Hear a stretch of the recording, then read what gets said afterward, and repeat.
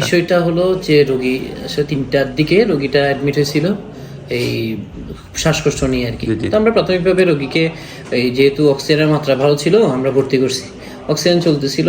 একটু সন্ধ্যার দিকে হঠাৎ করে রোগীর একটু শ্বাসকষ্টটা বাড়ছিল, তা অক্সিজেনের তখন মনে অক্সিজেন শেষের দিকে আসছিল আর কি। তো অক্সিজেনটা জাস্ট মানে আমাদের সিলিন্ডারটা নিচের থেকে আপনার ওই সিলিন্ডার চেঞ্জ করতে হয় আর কি, নজলটা চেঞ্জ করে উপরে নিতে হয়।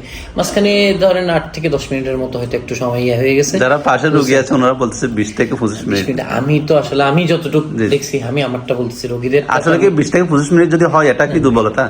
20 থেকে 25 মিনিট আসলে হবার কথা না, তাও যদি হয়ে থাকে সেটার জন্য তো আসলে আমরা দুঃখ প্রকাশ করতেছি, কিন্তু হওয়ার কথা না।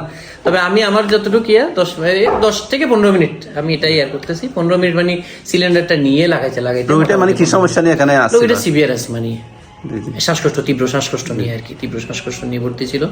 ঠিক আছে, এরপরে এই জাস্ট এর মধ্যে আসলে তীব্র শ্বাসকষ্ট রোগীরা তো যে কোনো সময় আসলে শ্বাসতন্ত্রের জটিলতার কারণে তাদের হইতে পারে, আমরা এটা ফেলে দিতে পারতেছি না।